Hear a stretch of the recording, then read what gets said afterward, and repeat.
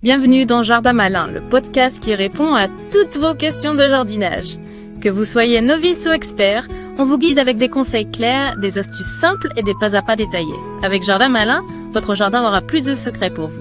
Bonjour, aujourd'hui on plonge dans le jardin pour voir comment l'enrichir et notre cuisine aussi avec des saveurs qui sortent un peu de l'ordinaire, on va dire. Oui, exactement.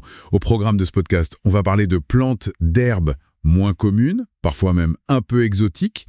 On va voir aussi des astuces pour avoir plein de courgettes, mais sans être débordé. Et puis l'intérêt des cultures surélevées. Tout à fait.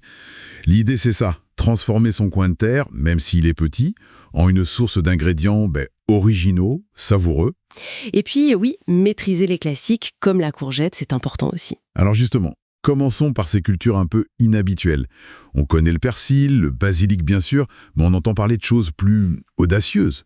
Le poivre du Sichuan, par exemple. C'est réaliste, ça, pour un jardinier amateur. Ah, mais tout à fait. C'est une excellente question. Et franchement, oui. Le poivrier du Sichuan, c'est étonnamment facile à faire pousser. Ah bon ? Oui, même pour quelqu'un qui débute.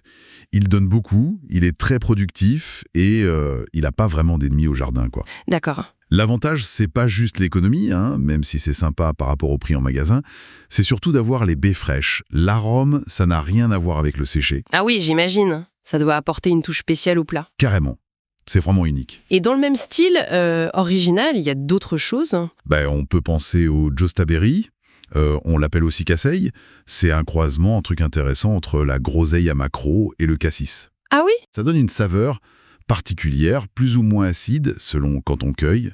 C'est super en confiture ou même, à manger comme ça. Sympa. Et côté herbe, il y a des trucs pas mal aussi. Le romarin et gingembre. Ça combine les deux parfums. C'est étonnant, mais ça marche bien avec la rhubarbe ou une viande blanche rôtie. Romarin et gingembre. Fallait y penser. Et j'avais lu un truc sur l'agastache anglaise, c'est ça ? Oui, voilà, l'agastache, English Nice. Alors là, le goût, c'est surprenant. Ça balance entre la menthe et le chewing-gum un peu. Ah ouais ? Oui, c'est top pour se reprendre dans une marinade de poulet ou même en infusion dans une boisson fraîche. Une vraie plante pour les cocktails. Génial. Et pour faire geler dans l'assiette, et en même temps, il y a les fleurs comestibles, non ? Ah, bien sûr. Les fleurs de ciboulette, ça donne un petit coup de peps oignonné frais. Celles de la roquette, elles sont plus délicates, un peu poivrées. Les pétales de calendula orange vif, ça égaye n'importe quelle salade.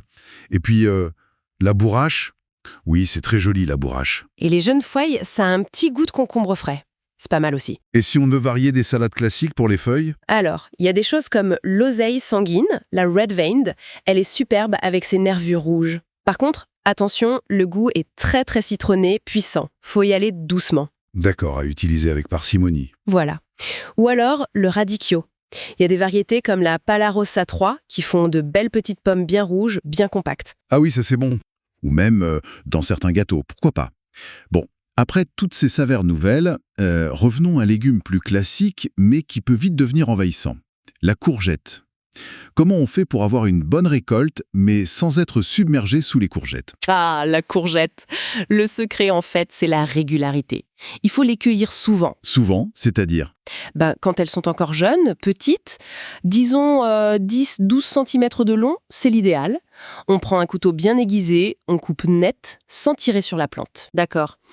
Et si on fait ça, mettons, 3 fois par semaine, ça incite la plante à faire de nouvelles fleurs et donc de nouveaux fruits. C'est comme si on lui disait « Vas-y, continue ». Ah oui, c'est vrai qu'on a vite fait de les oublier et de se retrouver avec des monstres. Et l'arrosage, c'est important aussi, non ? J'ai entendu parler de problèmes comme la pourriture apicale. Oui, exactement. Cette pourriture au bout du fruit, qu'on appelle souvent cul noir, même si c'est pas tout à fait ça, c'est souvent lié à un manque d'eau ou un arrosage irrégulier. Ah, d'accord. Donc il faut un arrosage régulier, suffisant, surtout quand il fait chaud. Et arroser au pied, pas sur les feuilles pour éviter les maladies, ça aide la plante à bien absorber le calcium du sol. C'est souvent un manque de calcium assimilable qui cause ce problème. Et si on a des fleurs, mais pas de fruits, ça arrive parfois ? Oui, ça peut arriver. C'est souvent un souci de pollinisation. Pas assez d'abeilles, par exemple. Alors, on fait quoi ? On peut jouer les abeilles. On peut faire la pollinisation à la main. C'est tout simple.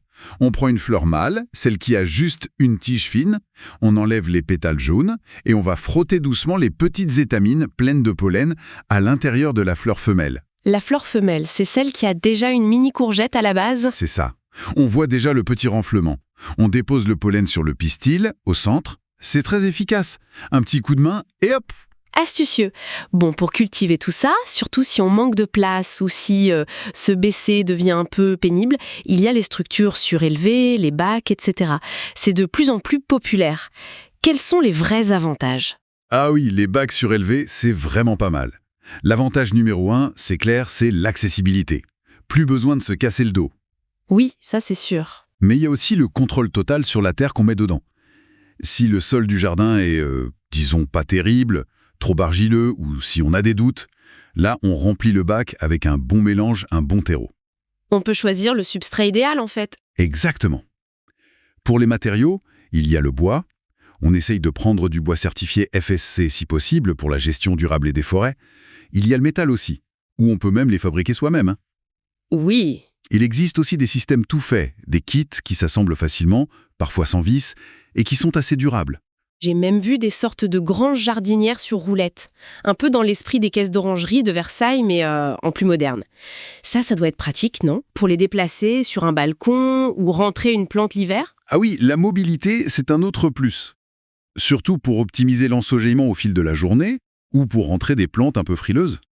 Et puis, ces structures, ça facilite aussi l'installation de protection. Contre les insectes, par exemple, on peut facilement fixer un filet sur les rebords, ou mettre un petit tunnel pour forcer un peu les cultures au printemps. C'est vrai. Donc, oui, au final, c'est une solution hyper modulable. Ça permet de produire plus sur une petite surface, ça simplifie l'entretien, et ça préserve le dos. Ou les fleurs comestibles, mieux gérer les courgettes et peut-être, oui, adopter des bacs surélevés. Ce sont des pistes assez concrètes pour avoir un jardin plus généreux, une cuisine, disons, plus créative. L'important, je crois, c'est d'oser, oser la nouveauté, essayer des choses, et puis adapter tout ça à son propre jardin, à ses envies. Chaque espace, même petit, peut devenir un terrain de jeu et de découverte pour les papilles. Tout à fait. Et pour aller plus loin, pourquoi ne pas penser peut-être à récolter ses propres graines de ces variétés un peu moins courantes, pour les avoir d'année en année? Ah oui, bonne idée. Ou creuser un peu plus l'idée d'associer certaines fleurs et certains légumes. Non seulement c'est joli, mais ça peut attirer les pollinisateurs utiles, ou même se protéger mutuellement des petites bêtes. Une piste à explorer pour un jardin encore plus vivant et autonome. Absolument. Il y a toujours à apprendre et à découvrir au jardin. Merci beaucoup de nous avoir suivis pour ce podcast. On espère que vous avez trouvé de l'inspiration. Abonnez-vous pour ne rien manquer. Et d'ici là, bon jardinage. Jardin Malin est produit par Germy, spécialiste des kits de semis.